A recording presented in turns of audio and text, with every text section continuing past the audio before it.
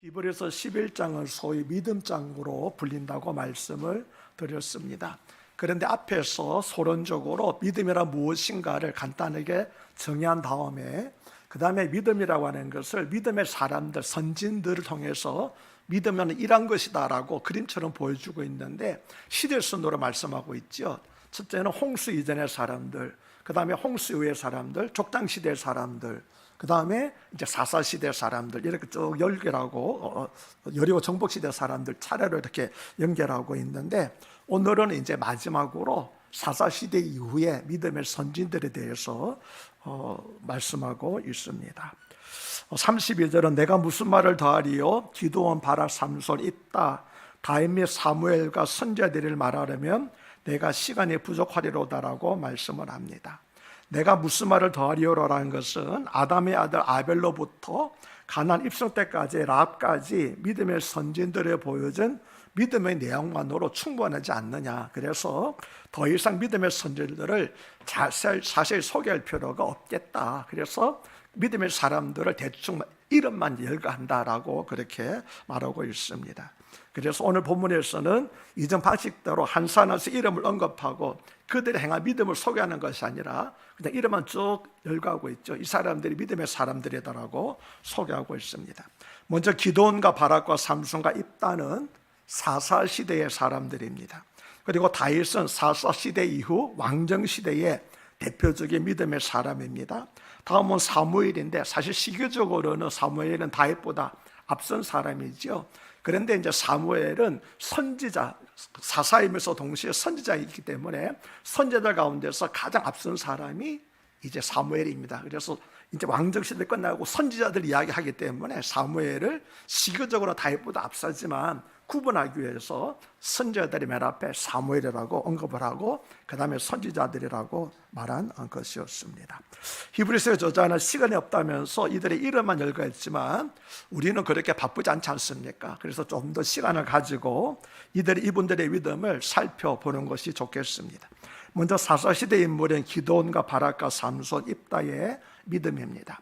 이들의 공통점은 사사시대라고 하는 이스라엘 역사의 암흑기에 어둠을 밝히는 등불이 되었다라고 하는 것입니다. 첫째로 언급된 사사는 기드온이지요. 기드온은 이스라엘 국군이 완전히 땅에 떨어진 때에 하나님께서 크게 들어쓰셨던 사사입니다. 당시 이스라엘은 미디안의 노예가 되어 있었고 하나님 대신에 바알 우상을 섬기고 있었습니다. 이스라엘 백성들이 이런 비참한 처지에 있을 때 하나님께서 한 사람을 선택하셨는데 그가 바로 기드온이었습니다. 기드온이라는 이름의 뜻은 벌목하는 사람, 나무를 베는 사람이라고 하는 그런 뜻을 가지고 있습니다. 기드온은 시골 농부의 아들로서 미디안 사람들의 눈을 피해서 포도주 틀에서 몰래 밀을 타작하다가 하나님의 부르심을 받았습니다. 근데 하나님의 부르심을 받았을 때 그는 자기의 부족함을 알았지요. 나는 작은 지파, 므낫세 지파 중에서도 가장 작은 가문 출신입니다라고 자기의 부족함을 알았는데 사실은 하나님께서 기드온을 선택하신 이유가 바로 그가 작은 지파라고 겸손하게 고백했기 때문이었습니다. 왜냐하면 자신이 약하다고 생각하지 않는 마음에는 하나님의 말씀이 머물 수가 없기 때문입니다. 그래서 사도 바울은 고린도후서 12장 10절에서 이는 내가 약할 그때에 곧 강함이라고 고백한 것입니다. 전쟁에 임하기 위해서 기드온은 많은 수의 군대를 원했지만 하나님께서는 몇 명만 주셨지요? 300명만을 주셨습니다. 그런데도 크게 승리를 했습니다. 기드온 앞에 전개되는 사건은 그가 언제나 이전에 경험하지 못했던 것들이었습니다. 그러나 그가 믿음으로 임할 때 하나님께서 그에게 큰 승리를 주셨습니다. 두 번째로 소개된 사사는 바락입니다. 사실 우리는 바락보다는 드보라가 더 익숙하지요. 근데 드보라 대신에 바락을 소개하고 있습니다. 바락이라는 사람의 이름의 뜻은 번개라는 뜻인데 대체로 성경에 나오는 사람은 그 사람이 성격이나 재능과 일치하는 경우가 많이 있습니다. 꼭 그렇지는 않지만 경우가 많이 있는데 이 바락의 경우에도 그가 굉장히 민첩한 사람이거나 질주가 많은 사람이었던 것 같습니다. 그래서 그 이름을 바락이라고 불렀던 것 같습니다. 바락은 가나안 야빈의 압제로부터 이스라엘 백성을 구원했습니다. 야빈 왕에게는 오늘날의 장가차와 같은 철병과 구백대가 있었지만 바락은 하나님의 명령에 순종하여서 큰 승리를 거두었습니다. 이러한 바락의 승리는, 전쟁의 승패는 그가 가진 무기나 장비에 있지 않고 오직 믿음에 있다는 사실을 보여주고 있습니다. 세 번째로 소개된 사선은 유명한 삼손입니다. 삼손의 이름의 뜻은 작은 태양이라고 하는 그런 뜻입니다. 삼손은 그리스 신화에 나오는 누구지요? 헤라클레스와 더불어서 힘쓴 사람의 대명사이지만 정작 자기가 자기 힘을 의지할 때는 언제나 실패를 했습니다. 그러나 그가 전적으로 하나님을 믿고 의지했을 때에, 그가 살아왔을 때 죽인 브레스 사람보다도 그가 약해졌을 때, 하나님을 의지했을 때 죽인 브레스 사람의 수가 더 많았다고 성경은 기록하고 있습니다. 네 번째로 소개된 사사는 입다라고 하는 사람인데, 입다라는 이름의 뜻은 그가 하나님이 열어주신다라고 하는 뜻입니다. 입다는 율법에 의하면 이스라엘 성회에도 참여할 수 없는 사생아로 출생을 했습니다. 그러나 그 앞길을 누가 열어주셨습니까? 하나님께서 열어줬다는 겁니다. 입다를 통해서 보여주시는 교훈은 사람이 가지고 있는 외적 조건이 아무리 비참하다 할지라도, 그것이 하나님의 은혜를 받는 데는 하등 지장을 받지를 않는다. 하나님이 열어주시면 어떤 방해 조건이라 할지라도 능히 사람이 극복할 수 있다는 것을 입다를 통해서 보여주고 있습니다. 입다의 충성심과 변함없는 믿음은 자기의 딸을 번제로 드려서 하나님과 맹세를 지킨 것으로 보아서 잘 알 수가 있는데, 전에 우리가 입다에 대해서 살펴보았죠. 입다가 정말 딸을 번제로 불살려서 드렸는지, 아니면은 하나님께 전적으로 평생 섬기는 사람으로 생겼는지, 우리는 누구로 결정을 내렸습니까? 후자라고 결정을 내렸지요. 자, 다음에 등장하는 인물은 왕정시대의 대표자인 다윗입니다. 다윗이라는 이름의 뜻은 사랑받는 자라고 하는 뜻입니다. 다윗하면 떠오르는 것이 골리앗과의 싸움이지요. 다윗은 돌팔매와 맷돌 몇 개만 가지고 중무장한 골리앗과 싸워서 승리를 했습니다. 이와 같은 다윗의 행동을 어떻게 설명할 수 있을까요? 다윗은 첫째로 하나님의 말씀을 믿었고, 다윗에게는 예수님처럼 거룩한 분노가 있었습니다. 또한 다윗은 하나님의 영광을 위해서 싸웠습니다. 다윗은 하나님 안에 거했고 믿음을 따라서 행동했는데, 바로 이것이 다윗이 승리했던 비결이었습니다. 다음은 사무엘입니다. 사무엘의 이름은 하나님께 구함 또는 하나님께서 들으셨다라고 하는 뜻이지요. 왜냐하면 사무엘은 그 어머니 한나가 하나님께 구하여 기도하여 얻은 아들이기 때문입니다. 이처럼 사무엘에게는 어거스틴처럼 기도의 어머니가 그의 배후에 있었습니다. 그리고 사무엘은 어려서부터 성전에서 성장했습니다. 사무엘 역시 다윗처럼 기도의 사람이었습니다. 사무엘은 이스라엘 백성들에게 나는 너희를 위하여 기도를 쉬는 죄를 결단코 범하지 않겠다고 약속을 했습니다. 이처럼 사무엘의 승리는 언제나 무엇의 결과였습니까? 믿음과 기도의 승리였음을 보여주고 있습니다. 마지막으로 선지자들입니다. 이들은 그들의 위대한 믿음을 그들의 행동과 그들의 받은 고난을 통하여서 몸으로 친히 보여준 분들이지요. 이들은 하나님께서 들려주신 것만을 충실하게 전달한 분들입니다. 그들은 자신이 하나님보다 말씀은 무엇이든지 가감없이 더하지도 않고 덜하지 않고 그대로 전했습니다. 그들의 메시지가 비록 사람들의 비위를 거스르는 것일 때도 충성스럽게 하나님의 말씀을 전했습니다. 백성들의 반대에도 불구하고 결코 기가 죽지 않았고 화석처럼 굳게 자기들의 사명에 충실했습니다. 그들은 이처럼 하나님의 요구에 겸손히 순복한 믿음의 사람들이었습니다. 이처럼 그래서 우리가 이렇게 쭉 이제 사사들로 시작해가지고 믿음의 사람들을 살펴보았는데, 33절은 그냥 이름만 말했던 그 사람들의 행동을 어떤 것인가를 또 추가로 설명하고 있습니다. 33절은 그들은 믿음으로 나라들을 이기기도 하며 의를 행하기도 하며 약속을 받기도 하며 사자들의 입을 막기도 하며라고 말씀을 합니다. 여기서 믿음으로 나라를 이겼다고 하는 것은 모세와 여호수아처럼 다른 나라와 싸워서 이긴 역사적 사건들을 가리킵니다. 그리고 그들의 이긴 나라들은 주변에 있던 블레셋, 모압, 암논, 에돔 등이 해당이 됩니다. 그 다음에 의를 행하기도 하며라고 하는 것은 하나님께 대한 믿음을 소유한 사사들과 왕들의 의롭고 바른 통치를 가리킵니다. 특히 사무엘과 다윗이 그러했지요. 그리고 약속을 받게 됐다고 하는 것은 이들이 하나님께서 함께 하신다는 약속을 받았다는 것입니다. 그러면 사자들의 입을 막기도 하며라고 하는 것은 누구를 염두에 두고 말한 것일까요? 사무엘? 다니엘? 삼손? 예, 다니엘. 삼손도 포함되지만 무엇보다도 다니엘이죠. 사자들의 입을 막게 됐다는 것은 다니엘입니다. 다니엘이라는 이름은 하나님이 심판하신다는 뜻입니다. 다니엘은 하나님에 대한 신앙심을 지키려다가 모험에 빠져 사자굴에 들어가게 되었지만 하나님께서는 사자들의 입을 막으셨습니다. 물론 여기 김한수 공사 말씀하신 것처럼 삼손과 다윗도 사자와 싸워서 물리친 일이 있었습니다. 34절은 불의 세력을 멸하기도 하며 칼날을 피하기도 하며 연약한 가운데서 강하게 되기도 하며 전쟁에 용감하게 되어 이방 사람들의 진을 물리치기도 하며라고 말씀을 합니다. 여러분, 불의 세력을 멸하기도 하며라는 말씀을 들으면은 생각나는 사람들이 있죠. 누굽니까? 사드락메삭 아벳느고, 다니엘의 세 친구입니다. 물론 사드락메삭 아벳느고가 우리에게 익숙한 이름이지만 이거는 바벨론식 이름이고 히브리식 이름은 하나냐, 왓사엘, 아사랴, 이 세 사람이 이름입니다. 그들은 느부갓네살 왕이 세운 금지상 앞에 절하지 않은 제목으로 풀불 속에 들어가게 되었지만 하나님의 보호하심으로 머리카락 하나도 상하지 않고 그곳으로부터 나올 수가 있었습니다.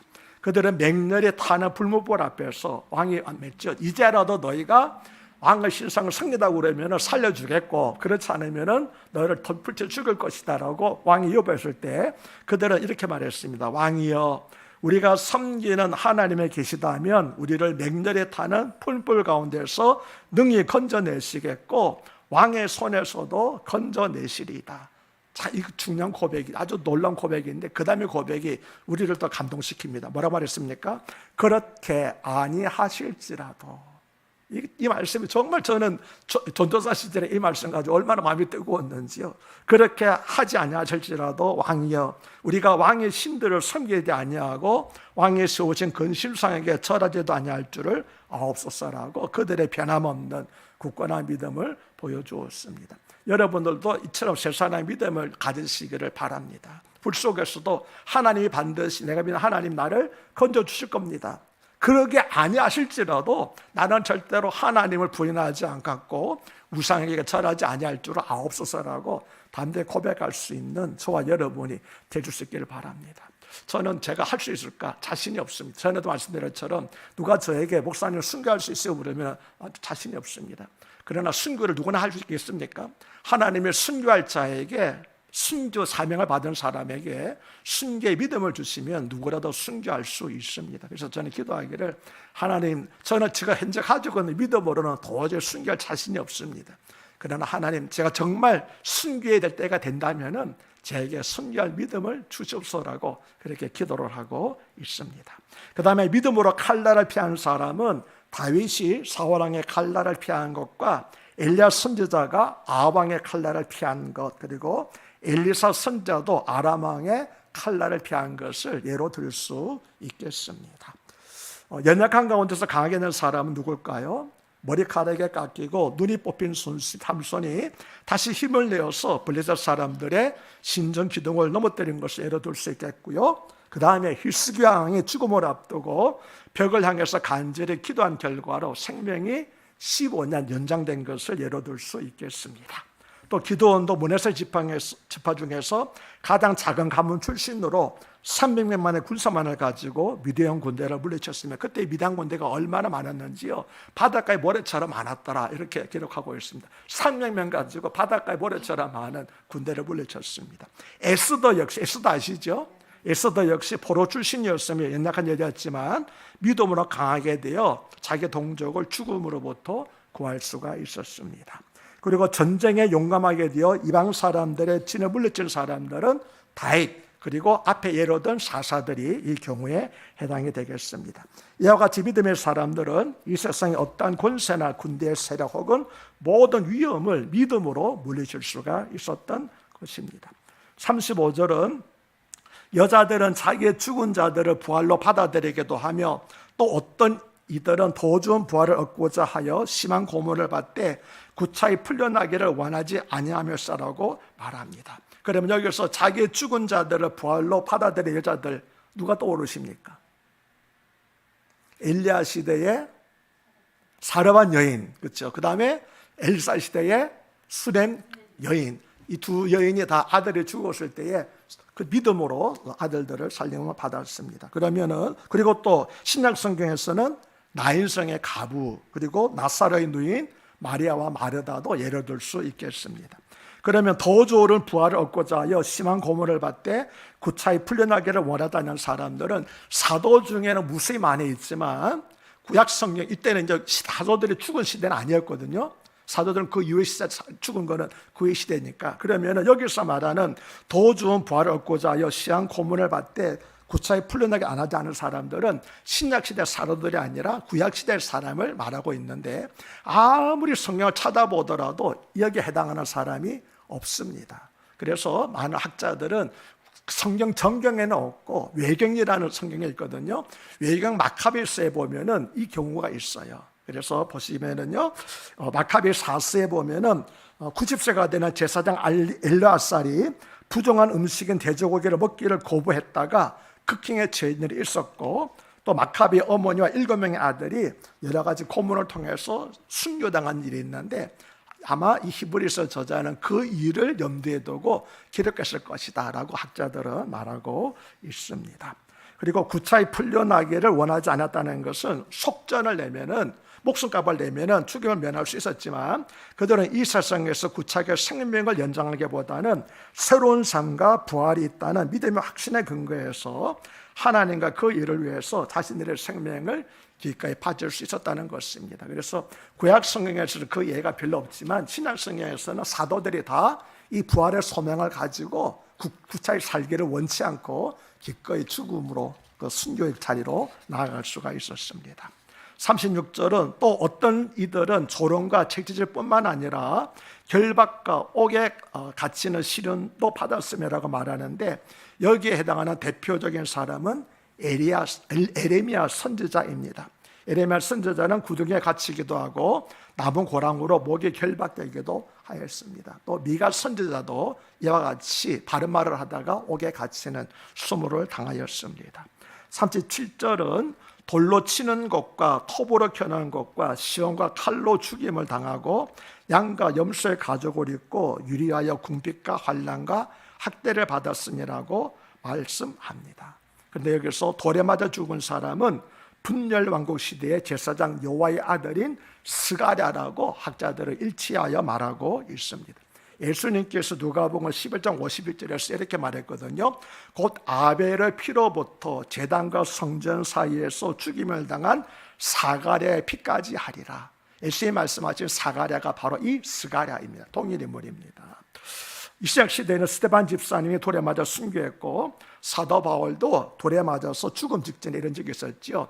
그래서 성사람들이 바울이 죽은 줄 알고 감에 덮어가지고 중 밖으로 내던졌는데 바울이 이제 한참 있다가 둘둘 털고 일어난 사건을 여러분 사도행전에서 읽은 적이 있을 것입니다. 그러면 톡으로 죽임을 당한 사람은 누굴까요? 이사야라고 알려지고 있습니다. 이사야 선지자의 죽음은 성경에 나오지 않지만 문헌에 의하게 되면은 힐스의 아들 므낫세, 가장 악한 왕의 대명사잖아요. 므낫세 보는 앞에서 이사야가 계속 발음을 하기 때문에 몸이 톱으로 반으로 잘려 죽임을 당하는 이런 일을 당하였다고 합니다.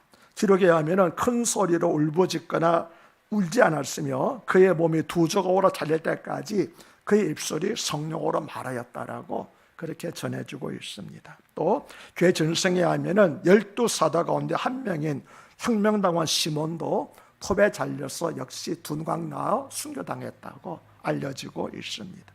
그런데 엘리야와 엘리사 같은 믿음의 사람들은 칼날을 피하였지만 또 다른 선지자들은 믿음으로 인해서 칼날에 죽임을 당하기도 했습니다. 남유다 왕국 말기에 예언자 우리야가 칼날에 죽임을 당했고 신약시대의 사도 야고보도 칼로 죽임을 당했습니다. 그러므로 우리가 꼭 기억해야 될 것은 칼날을 피하는 것도 믿음이고 칼날로 죽임을 당하는 것도 믿음이라는 겁니다. 믿음으로 칼날을 피하기도 하지만 믿음으로 칼날을 당하여 죽임을 당하기도 한다고 하는 것이죠. 그러니까 사는 것만이 하나님의 은혜가 아니라는 것입니다. 어떤 사람은 하나님께서 사는 사명을 주시고 어떤 사람은 하나님께서 죽는 사명을 주시잖아요. 12사도 가운데서 11명의 사도는 다 죽는 순교하는 사명을 주셨고 요한은 사는 사명을 주셔서 오래 살게 하셨는데 대신 다른 사명을 주셨죠. 뭡니까? 성경을 기록하게 하는 그런 사명을 주신 것이었습니다. 그러므로 살고 죽는 것만으로 그 사람의 믿음을 판단하면 안 됩니다. 양과 염소의 가죽을 입고 유리하여 궁핍과 환난과 학대를 받았던 사람들에는 엘리야 선지자와 엘리사 선지자가 있습니다. 당시 양과 염소 가죽 옷은 식물로 제조된 옷에 비해서 초라한 옷이었습니다. 가공할 만한 비용이 없기 때문에 그냥 껍질째 이렇게 뒤집어 쓰고 살았다고 하는 것이죠. 직물이 귀했던 고대에 산이나 들에서 유리할 때 입던 옷이 양과 염소 가죽이었습니다. 무더운 더운 날씨에도 이런 가죽을 입고 다니는 사람들은 항상 궁핍한 가난한 사람들, 입을 옷이 없었기 때문에 그걸 뒤집어 쓰고 다녔던 것입니다. 세례요한도 낙타 털옷을 입고 메뚜기를 먹으며 광야에서 궁핍한 생활을 하였습니다. 38절은 이렇게 말씀합니다. 이런 사람은 세상이 감당하지 못하느니라. 그들이 광야와 산과 동굴과 토굴에 유리하였느니라. 이런 사람이 세상에 감당하지 못하니라고 하는 것은 이런 사람들에게 세상은 아무런 가치와 의미가 없다라고 하는 그런 뜻이라고 합니다. 세상에서 아무런 가치를 두지 않았기 때문에 믿음의 사람들은 어떠한 부귀 영화에도 마음을 쓰지 않았던 것입니다. 영원한 본향을 사모하는 믿음의 사람들에게 이 세상은 임시초소에 불과하였습니다. 그래서 온갖 고생을 감수하면서도 천국에 대한 소망을 버리지 않았으며 광야와 산과 동굴과 토굴에 유리하면서도 믿음의 순교를 지킬 수가 있었던 것입니다. 여기서 토굴은 땅굴을 말하는데 튀르키예에 가면 갑바도고냐라는 곳이 있죠. 갑바도기아라는 곳에 가면은 바로 거기에 이렇게 사람들이 속에다가 동굴을 파고 살고 있는데, 제가 이렇게 작년에 터키를 꼭 가고 싶었는데 가면 여기를 꼭 방문하고 싶었습니다. 갑바도기에 그 토굴 굴을 한번 방문하고 싶었는데 너무 코로나 때문에 가지를 못했고, 이제는 이제 다리가 아파가지고 가라고 해도 못 가게 되었습니다. 하나님이 도정부서 보내주시겠지. 예. 그래서 투르키의 갑바도에 갔으면은 초대교 성도들이 신앙을 지키기 위해서 집단적으로 고지하던 토굴들이 지금도 그대로 남아 있습니다. 세상은 이런 사람들을 감당할 수 없다는 것이죠. 이들은 모두 이처럼 믿음으로 세상을 이긴 사람들이었습니다. 이 세상에 있는 것들은 우리의 신앙을 버릴 만큼, 우리의 신앙과 바꿀 만큼 가치 있는 것이 아닙니다. 이 세상에 있는 모든 부귀 영화는 풀과 같고 풀이 꽃과 같습니다. 그리고 풀은 마르고 꽃은 시들어 버립니다. 요한일서 2장 16절은 이 세상에 있는 모든 것이 육신의 정욕과 안목의 정욕과 이상의 자랑에서 나온 것이다 라고 말씀을 합니다. 이 모든 것은 다 아버지로부터 온 것이 아닙니다. 그러므로 이런 것들 때문에 믿음을 포기하면 안 되는 것입니다. 그리고 뒤로 물러서도 안 됩니다. 상대적인 것을 얻기 위해서 절대적인 것을 포기하는 사람은 어리석은 사람이 아니겠습니까? 우리는 믿음의 사람들은 그들의 본향은 세상이 아니라 하늘나라이기 때문입니다. 우리는 믿음대로 살면 경제적으로 잘 살고 복 받는다고 하는 이상한 공식을 가지고 있지만 사실 늘 그런 것은 아닙니다. 그러므로 지금 세상의 불편함에 너무 슬퍼하지 마십시오. 만약에 예수님 잘 믿는 것이 세상에서 복받고 잘 사는 것이 예수님 잘 믿는 증거라고 한다면 순교당한 사도들은 다 잘못 믿은 것이겠네요. 그렇지 않지 않습니까? 그래서 이 세상에서 부귀영화를 누리고 잘 사는 것이 꼭 잘 믿는 증거는 아니라고 하는 것입니다. 불황이 있는 사람들에게는 도리어 이 세상은 단지 아까 처음 말씀드린 것처럼 임시 거주지에 불과한 것입니다. 39절은 이 사람들은 다 믿음으로 말미암아 증거를 받았으나 약속된 것을 받지 못하였다라고 말씀을 합니다. 여기서 말하는 이 사람들은 4절에서 38절까지 언급한 믿음의 선진들을 모두 가리킵니다.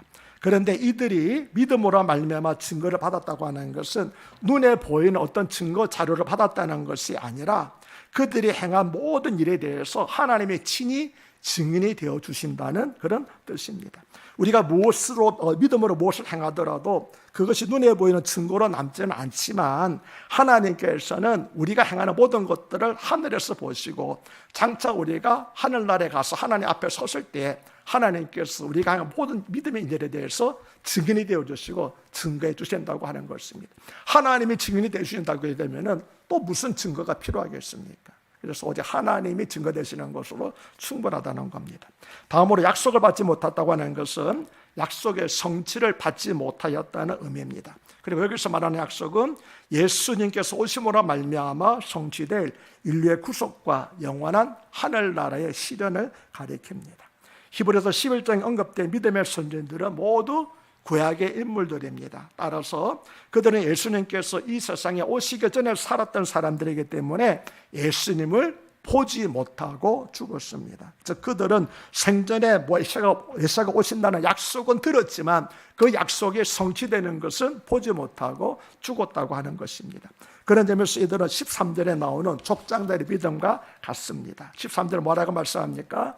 이 사람들은 다 믿음을 따라 죽었으며 약속을 받지 못하였으되 그것을 멀리서 보고 환영하며 또 땅에서는 외국인과 나그네의 있음을 증언했다라고 말씀을 하고 있습니다. 구약시대 믿음의 사람들은 모두 약속의 성취를 경험하지는 못하였습니다. 그렇지만 하나님의 약속을 멀리 믿고 멀리서 보고 환영하며 살았는데 히브리서의 저자는 이 사실을 약속을 받지 못하였다라고 그렇게 표현한 것입니다. 마지막 40절은 이는 하나님의 우리를 위하여 더 좋은 것을 예배할진즉 우리가 아니면 그들로 온전함을 이루지 못하게 하심이라고 말씀을 합니다. 이 말씀은 조금 어렵기 때문에 제가 좀 천천히 설명해 드리겠습니다. 여기서 우리를 위하여 더 좋은 것을 예배하셨다고 하는 것은 구약의 성도들에 비하여서 신약의 성도들에게 하나님께서 더 좋은 것을 예배해 주셨다는 것입니다. 그러면은 여기서 더 좋은 것, 구약의 성도들과 비해서 신약의 성도들에게 더 좋은 것은 무엇입니까? 예수 그리스도죠. 예수 그리스도를 통한 구속과 그리고 하나님 나라가 우리 땅에 이루어지는 것, 그것을 가리켜서 더 좋은 것이라고 말하는데 구약의 성도들은 이를 직접 누리지는 못했고 멀리서 이것이 이루어지는 것을 기대하고 바라보았을 뿐이라는 겁니다. 그런데 구약시대 믿음의 사람들이 약속을 받지 못한 것은 우리가 아니면 그들로 온전함을 이루지 못하게 하려 하심이었다라고 말씀을 합니다. 무슨 뜻일까요? 좀 어렵지 않습니까? 이 말씀은 이런 뜻입니다. 신약시대에 와서 우리를 위해서 더 좋은 것인 그리스도의 구속이 예비되었고 그 모든 약속이 성취되었습니다. 그런데 이 구원의 역사에 구약의 성도들도 참여하게 되었다는 겁니다. 예수 그리스도로 말미암아 우리가 구원을 얻었는데 그러면 구약의 성도들은 구원하지 못했는가? 우리가 구원을 얻을 때에 구약의 성도들도 함께 우리와 더불어서 구원을 받았다라고 하는 것입니다. 이 사실은 하나님의 영원한 구원 계획 속에서 구약의 성도와 신약의 성도가 모두 다 예수 그리스도 안에서 함께 구원을 받도록 하나님께서 정하신 것을 의미합니다. 그렇기 때문에 구약의 성도들과 신약의 성도들은 서로에게 빚을 지고 있는 것입니다. 먼저 우리는 구약의 성도들에게 많은 빚을 지고 있습니다. 구약의 성도들이 믿음으로 살았기 때문에 하나님께서 복음을 좀 더 구체적으로 계시하시고 마침내 그리스도를 보내심으로써 구속 역사를 완성하실 수 있었기 때문입니다. 그러므로 우리는 믿음의 조상들에게 많은 빚을 졌습니다. 구약의 신앙 선배들은 또한 그리스도를 믿고 온갖 고난을 겪으며 충성을 다함으로써 믿음으로 산다는 것이 어떻게 사는 것인지를 우리에게 친히 그림처럼 보여주는 그런 유익도 전해 주었습니다. 그런데 또한 구약의 성도들도 우리에게 빚을 지고 있다는 것입니다. 그들이 그토록 사모하던 그리스도로 통한 구속과 하나님 나라의 실현이 우리 안에서 성취되었기 때문입니다. 다시 말하면 우리를 통해서 구약의 성도들에게 주어진 약속이 성취되었으며 그들의 믿음이 완성되었다고 하는 것입니다. 쉽게 말하면 우리가 예수님을 받아들이지 않았다면 어떻게 될까요? 그들도 역시 구원을 받지 못한 채로 미완성의 채로 남아있게 되는데 우리가 예수 그리스도를 받아들므로 말미암아 예수 그리스도의 구속이 이미 성취가 되었고 하나님의 나라가 실현되었기 때문에 그 하나님의 나라에 구약의 성도 함께 참여하게 되었다는 겁니다. 무엇을 통해서 알 수 있습니까? 요한계시를 통해서 알 수 있습니다. 요한계시를 보면 새 예루살렘성이 있잖아요. 새 예루살렘에 보니까 뭐라고 되어 있습니까? 12진주문에 있고 12기초석에 있잖아요. 12진주문에는 뭐가 있습니까? 12사도 이름이 있잖아요. 12기초석에 누가 있습니까? 12지파 이름이 있습니다. 12지파 이름이 있습니다. 다시 말하면 구약의 성도들도 천국에 들어갔고 신약의 성도들도 천국에 들어가는데 누구로 말미암아? 예수 그리스도로 말미암아 들어가게 되었는데, 우리마저도 예수님을 고백했더라면은, 구약의 신약 이스라엘 백성들처럼 고백했더라고 되면은 예수님 구속이 끝내 이루어지지 못하지만 우리가 받아들였기 때문에 예수님 구속이 완성되었고, 그래서 구약의 믿음의 선조들이 바라보았던 그 구속이 우리를 통해 완성되었고, 그 완성된 구속에 구약의 성도들도 함께 참여하게 되었다고 하는 겁니다. 이해가 되십니까? 그래서 우리는 구약의 성도들에게 빚을 지고 구약의 성도들도 우리에게 빚을 졌다라고 하는 말씀이 여기에서 이루어지게 되는 것입니다. 우리가 예수님을 영접함으로 완성되는 그리스도의 구속과 하나님 나라의 신의 구약의 성도들의 믿음은, 만약에 우리가 예수님을 받아들이지 않았다면 실패로 끝나게 되었겠지만, 우리가 예수님을 받아들임으로 말미암아 그들의 기대가, 믿음이 실패로 끝나지 않고 마침내 성취되었다고 하는 것입니다. 예수님께서 마태복음 13장 13절에서 7절에서 제자들에게 하나님 나라의 비밀에 대해서 가르쳐 주시면서, 내가 진실로 너에게 이르노니 많은 선지자와 의인이 너희가 보는 것을 보고자 하여도 보지 못하였고 너희가 듣는 것들을 듣고자 하여도 듣지 못하느냐라고 말씀을 하셨습니다. 그러므로 신약 성대 성도들인 우리는 하나님으로부터 어마어마한 특혜를 받은 것입니다. 우리는 믿음의 선진들이 감히 경험해보지도 못한 하나님의 약속의 완전한 성취, 즉 예수 그리스도를 통한 구속을 실제로 경험을 했기 때문입니다. 그러면 하나님께서 왜 우리에게 이런 특혜를 허락하셨을까요? 우리가 믿음의 선지들보다 더 어려운 삶을 살았기 때문일까요? 우리가 그들보다 도덕적으로 훨씬 뛰어났기 때문일까요? 우리가 그들에 비해서 믿음이 더 크기 때문일까요? 아닙니다. 우리가 그들보다 훌륭하다 내놓을 것이 무엇이 있습니까? 아무것도 없습니다. 오히려 그들에 비하면 우리의 믿음은 초라하기 그지 없지 않습니까? 그럼에도 불구하고 우리를 위하여 더 좋은 것을 예비하신 하나님의 은혜로 말미암아 우리는 예수를 통한 약속의 성취를 경험하고 그 이후 시대를 살아가고 있는 것입니다. 그러므로 우리는 이 사실 앞에서 겸손해질 필요가 있는 것입니다. 우리는 구약의 믿음의 선지자들보다 더 나은 소망을 가지고 있으므로 그들보다 또한 더 신실한 믿음을 가지고 담대하게 살아가야 할 책무가 있습니다. 그들이 약속을 얻지 못하고 멀리서 바라보면서도 극심한 고난과 역경을 이겨냈다면 예수 그리스도 안에서 더 나은 소망의 성취를 바라보는 우리는 더욱더 우리에게 닥치 어떤 위기나 할지라도 더 큰 믿음으로 극복할 수 있는 그런 믿음을 가져야만 당연하다고 하는 것이 오늘 말씀을 통해 주는 것입니다. 왜 히브리서 저자가 이 11장 마지막에서 이 믿음의 사람 이야기를 쭉 하고 있을까요? 여러분, 제가 여러분에게 말씀드렸잖아요. 이 히브리서를 왜 썼는가, 누구에게 썼는가 잊지 말라고 말씀드렸잖아요. 누구에게 썼습니까?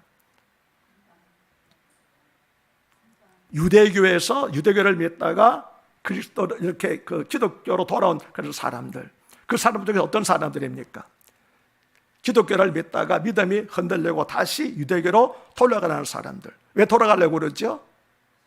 유혹과 핍박이 너무 심하니까 견디기 어려운 거예요. 그 사람들이 이 말하고 있는 겁니다. 우리 믿음의 선지자들이 봐라, 그들은 우리보다도 더 어렵고 힘든 조건 가운데서도 멀리서라도 그 예수님 바라보면서 굳게 믿음을 지키지 않았느냐. 그런데 이미 예수님께서 오셔서 이미 우리 구속이 완성된 시대에 살고 있고 우리 하나님 나라 이미 실현됐음에도 불구하고 어떻게 해서 너희가 그 믿음을 버리고 다시 떠나려고 하느냐, 믿음의 선배들에게 부끄럽지도 않느냐라고 이 말씀을 하고 있는 것이 오늘 이 믿음의 선지 이야기를 마감하는 저자의 목적이 있는 것입니다. 우리도 그렇습니다. 우리 6.25 때만 하더라도 우리 조상들이 얼마나 큰 어려운 가운데서 신앙생활을 했습니까? 우리 멀리 가지 않더라도 우리나라의 믿음을 선전만 하더라도 그분들이 얼마나 믿음을 지켜서 우리에게 물려줬습니까? 지금 우리는 그분들의 당해도 어려움 없지 않습니까? 일제시대라든지 조선시대 그때 당해도 어려움은 우리가 없지 않습니까? 그럼에도 불구하고 우리는 갈빛하면 아이고 죽겠다 소리하고 그냥 안 나갈 거야 하고 낙담하는데 그분들에 비하면 얼마나 부끄럽지 않습니까? 더 나아가서 저 구약시대 믿음의 선배들에 비하면 얼마나 부끄럽습니까? 그러지 말라고 하는 것이 오늘 말씀을 통해서 들려주시는 목적이 있는 것입니다. 그래서 우리가 믿음의 선진들은 멀리서 바라보면서도 믿음을 포기하지 않고 소망 가운데 살았다고 한다면 이미 예수님이 오신 이후에 살아가고 있고 이미 하나님 나라에 참여하고 있는 우리들은 더더욱 이 믿음을 지켜야 되지 않겠는가. 사랑하는 여러분, 어렵고 힘든 일이 있다 할지라도 굳건한 믿음을 가지고 경건 소망을 가지고 흔들리지 않는, 그래서 승리하는 저와 여러분이 되시기를 주 이름으로 축복합니다. 하나님 아버지, 믿음의 선진들에 비하면 우리의 믿음이 참으로 부족함을 고백합니다. 그럼에도 불구하고 하나님께서는 우리에게 약속의 성취이신 예수님 보내주셨고 예수님을 몸소 경험하게 해주셔서 감사합니다. 우리도 믿음의 선지들처럼 신실하게 믿음을 지켜서 하나님으로부터 그리고 세상 사람들로부터 인정받는 참 그리스도인이 될 수 있도록 도와주시옵소서. 이런 사람들을 세상에 감당할 수 없는 이라고 말했던 것처럼 우리들이 바로 그런 사람들이 되게 하여 주시옵소서. 예수님 이름으로 기도드립니다. 아멘. 감사합니다.